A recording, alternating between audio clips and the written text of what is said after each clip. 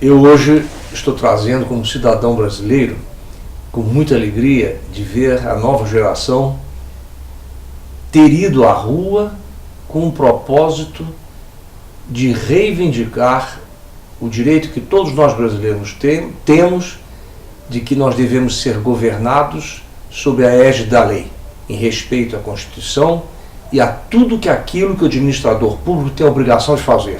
Isso ficou perfeitamente claro nas reivindicações específicas que cada grupo de seres humanos, de jovens, donas de casa, que quiseram dizer: nós queremos educação, nós queremos saúde, nós queremos respeito, nós queremos proteção social. O outro que eu não me esqueço, na favela da Rocinha, chamado Comunidade também, disse assim: nós queremos, não é estádio, nós queremos saneamento. Pois é, isso se concentra num conceito fundamental que a gente tem que entender para que nós possamos dar prosseguimento às negociações com os poderes constituídos. Uma coisa importante: não houve nessa experiência brasileira, não há nessa experiência brasileira e não haverá nessa experiência brasileira uma coisa equivalente no estrangeiro. Porque aqui ninguém quer derrubar o direito constituído, bem constituído na Constituição de 1988, com pequenos defeitos que ela tenha tido. Acho que o doutor Ulisses Guimarães disse assim: é uma Constituição cidadã. E todos nós queremos cidadania. E cidadania tem educação, tem saúde, tem respeito ao ser humano, tem que evitar o banditismo, eliminar, tanto quanto possível, seja possível eliminar, a corrupção. Então vamos lá.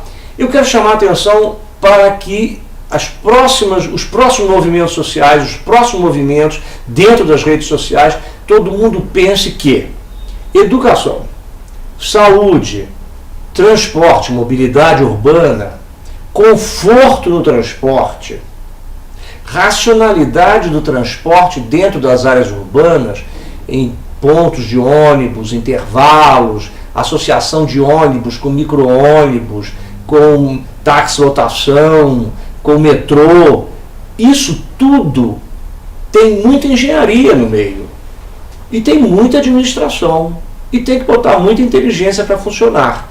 Mas tem uma coisa fundamental: quem está pedindo isso está pedindo uma única coisa, que está previsto na Constituição, e o Brasil é regulado por leis, pelo menos assim nós desejaríamos que fosse, pelo menos respeitando as leis. É o orçamento. Mas o que é a nossa reivindicação hoje? A nossa reivindicação é pelo orçamento. Tudo isso se resume no orçamento. E como isso se resume no orçamento? Da seguinte forma: o orçamento da União, ele é obrigatório. Tudo bem.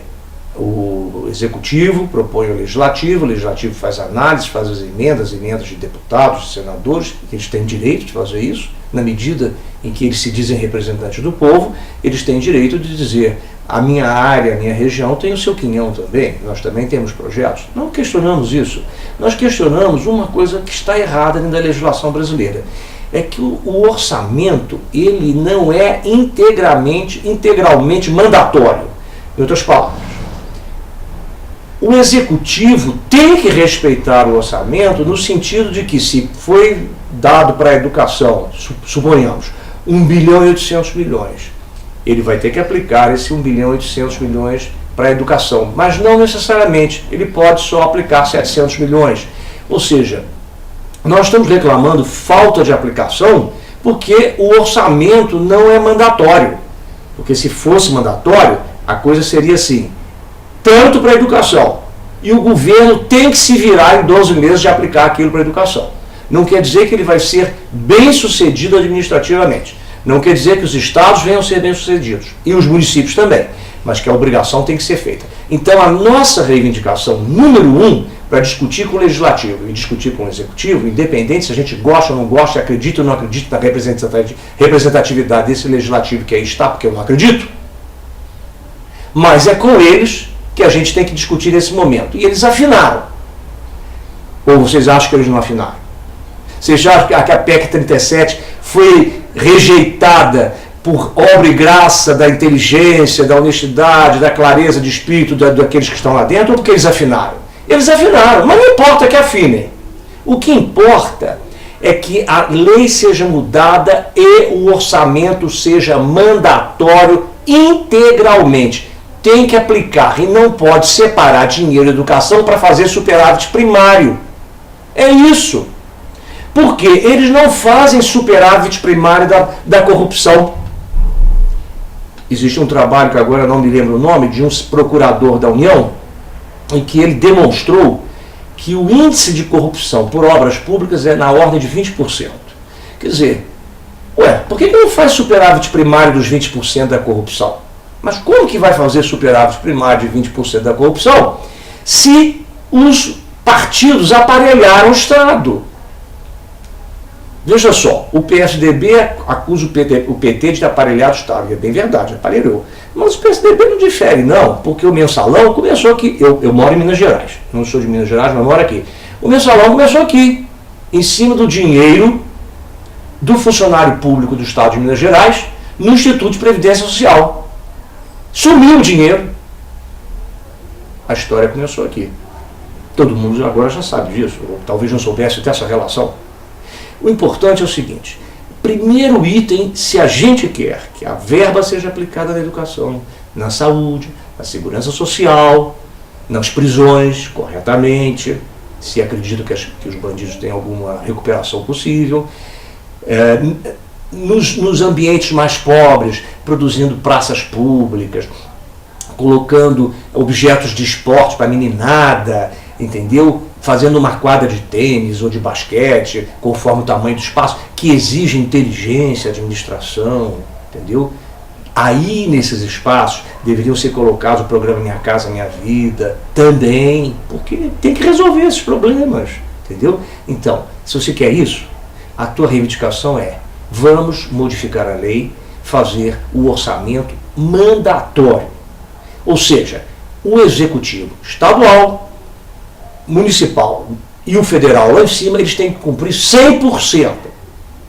Se não cumprir, ou foi por falta de competência, ou porque o assunto de fato é muito complexo e não houve tempo de amadurecimento. Então, esse é a reivindicação que eu entendo que deve-se sair às ruas e dizer, nos placar, orçamento mandatório, tanto no sentido de que ele é partilhado entre as diversas setores de atividade da administração pública, por um lado, quanto ele tem que ser cumprido no ano fiscal.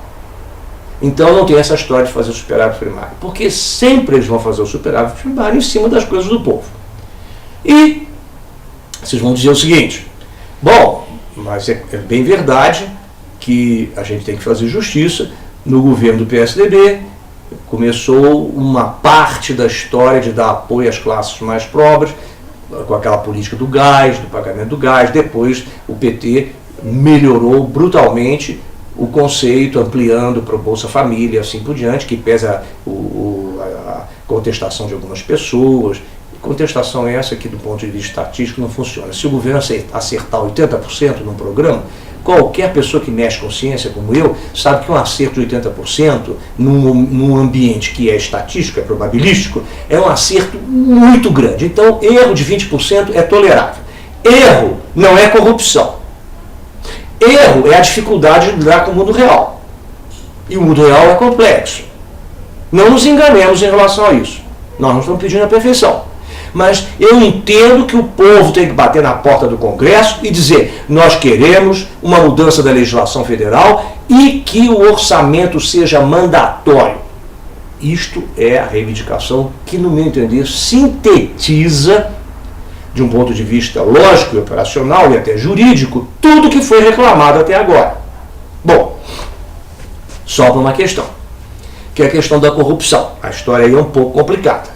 E não é nesse momento que nós vamos poder trabalhar essa questão. Nós vamos trabalhar num próximo vídeo, porque há algumas ideias muito importantes e uma experiência que nós testemunhamos com colegas nossos aqui em Belo Horizonte, que podem servir de padrão para o país inteiro. E nós vamos fazer essa proposta porque, em seguida, a questão de regular o orçamento, que já é um ato de reforma política, a rigor por quê? Essa modificação tão simples da lei, ela vai criar uma necessidade, uma situação imperiosa de que a política vai ter que se mudar. Ou seja, vai diminuir o espaço de manobras. Para terminar esse momento aqui, eu quero dizer o seguinte: eu não acredito na legitimidade, nesse momento, de um plebiscito. Mesmo que se tenha condições temporais do Congresso de decidir os temas a serem discutidos, de votar a convocação da legislação, que legalmente seria o Congresso a fazer, não o Executivo, que tudo corra 100% às maravilhas. Para que funcione no próximo sistema eleitoral do ano de 2014, isso tudo tem que ser feito até outubro de 2013, para que dê 12 meses, acredito outubro mesmo, para que dê 12 meses de acordo com a legislação. Quer dizer, toda a legislação atual teria que ser mudada até antes de 12 meses da próxima eleição. Digamos que tudo isso seja possível. A pergunta é válido? Eu diria, não é válido. Eu vou dar um exemplo. Se a gente relembrar que na Constituição de 1988 foi feito um referendo em que se teve que resolver um problema do golpe de Estado do ano de 1889, quando caiu a monarquia por um golpe de Estado. E até então, nunca se tinha perguntado ao povo brasileiro, sobretudo naquela época, que deveria ter sido naquela época, se eles prefeririam a monarquia parlamentarista, ou uma república, que naquela época já foi fundada com uma cópia dos Estados Unidos, um sistema presidencialista. Muito bem. O tempo que deram para discutir esse assunto, para discuti-lo assim, honestamente, intelectualmente correto, discutindo os aspectos políticos, entendendo o que é parlamentarismo, por que parlamentarismo, por que presidencialismo, por que monarquia, o que é monarquia parlamentarista, isso foi simplesmente um ato, vamos dizer, para fazer de conta. Porque o povo não teve condições de ser informado para decidir por julgamento com conhecimento. Agora, se isso era uma coisa relativamente simples, continua a maior parte do povo não sabendo o que é presidencialismo efetivamente, tem mais familiaridade, mas não sabe o que é parlamentarismo. Não sabe que a Constituição de 88 ela tem um viés parlamentarista muito grande que foi subvertido, acredito eu, não foi a boca pequena que se falou isso, que teve uma série de influências dentro do Congresso para implantar um presidencialismo. E depois, um segundo turno do presidencialismo, uma segunda rodada de presidencialismo, ficaram duas gestões. Tudo isso foi feito sem que o povo participasse. E eu te pergunto, você sabe o que é voto distrital? Sabe como dividir o Brasil em distritos? Entende os jogos de força que vão ser criados entre os diferentes estados, as diferentes regiões de populações do Brasil inteiro, e vai entrar às cegas e dizer, é distrital. Ué, eu até acho o voto distrital pessoalmente interessante, mas nós temos muito que pensar e discutir.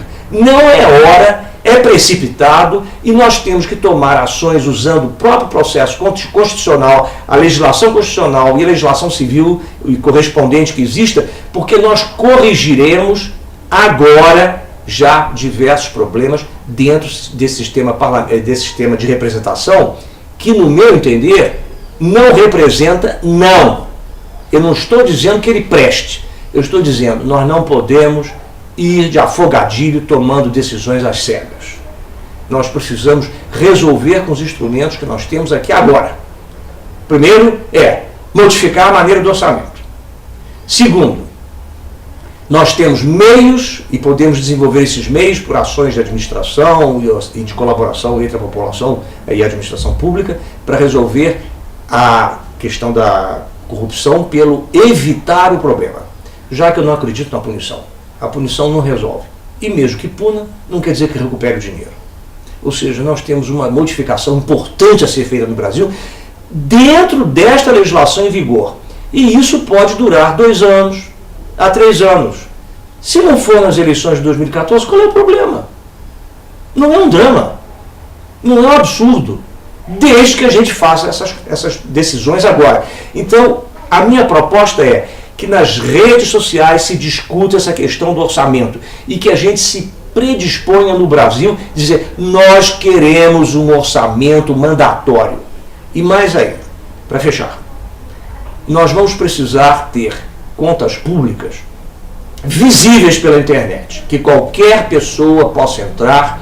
Eu sei que existe essa visibilidade, mas ela vai ter que ter mais visibilidade ainda, que isso vai ser um motivo de conversa que nós vamos ter posteriormente, particularmente nas grandes obras públicas que são executadas pelo Executivo Nacional. Dou um exemplo do estádio de Brasília, que dizem que custou 1 bilhão e que ele tinha uma previsão de construção de 300 e tantos milhões, coisa dessa ordem, que importa que seja 300 ou 500 ou 600, mas custou 1 bilhão, e ninguém entende como que foi esse bilhão, por que foi proposto 300, depois não deu 300, foi para 700, foi para 800, foi 1 bilhão, e onde foi para esse 1 bilhão? Foi para onde isso? Como é que é isso? Nós podemos endireitar isso sem nos precipitarmos numa mudança política de afogadilho, achando que porque votou, resolveu. Olha, se votar resolvesse, nós estaríamos todos muito bem administrados. Nós votamos. Votar não produz democracia. O que produz democracia é representação. E o Brasil não tem representação fidedigna. Eu quero só lembrar uma palavra de uma ilustre cidadã brasileira que eu ouvi pela televisão e ouvi pelo YouTube também e concordei com ela. O Congresso que aí está, e aliás, parênteses, eu ouvi juristas que disseram e defenderam a legalidade, o Congresso poder convocar plebiscito, referendo e assim por diante. Sim, isso é legal. Não se questiona. Mesmo que nós tenhamos bandidos lá dentro. Não questiona. A questão jurídica, a questão institucional deve ser respeitada. E esse movimento brasileiro, ele é um movimento único no mundo. Ele pede o respeito à instituição. E isso nós temos que manter isso e contra os baderneiros na rua, porque esses são antidemocráticos. Então nós vamos lá pensar. O que nós precisamos é respeito institucional, mas regras de monitoramento muito importantes, que nós vamos ter que fazer. E isso nós podemos fazer. Para isso tem que haver maior transparência, maior clareza. A exigência da transparência e da clareza nas contas públicas e onde aplicar é fundamental. Sem ela, sempre há um meio, ainda mais aqui no Brasil, que tem uma tradição de trapaça, e o trapaceiro não é burro. Ele sabe trapacear, esconder, escamotear as coisas. Nós temos que entender, nós temos que acompanhar, nós temos que saber denunciar no momento exato. E vou dizer mais, para fechar a conversa. O Tribunal de Contas da União e todos os tribunais de contas do Estado, eles têm competência para acompanhar. Eles não têm condições humanas de acompanhar no tempo real a obra. Quando eles vão acompanhar, são 5 anos depois. Tudo já aconteceu. A corrupção já foi, o dinheiro sumiu, evaporou-se. Aliás, tem um caso de evaporar uma soma importante aqui em Minas Gerais, que dá até para conversar isso depois. Mas eu vou entrar no Tribunal de Justiça para fundamentar melhor essa conversa. Bom, o importante é o seguinte. Número 1, repito, orçamento mandatório. Número 2, vamos discutir formas de controlar o governo, entendeu? Auxiliando os governantes a governar. E aqueles que forem corruptos, eles vão diminuir o seu espaço de corrupção. Porque se o ajuste é feito socialmente, o espaço da corrupção diminui. E é mais importante prevenir do que punir. Punir é inoperante.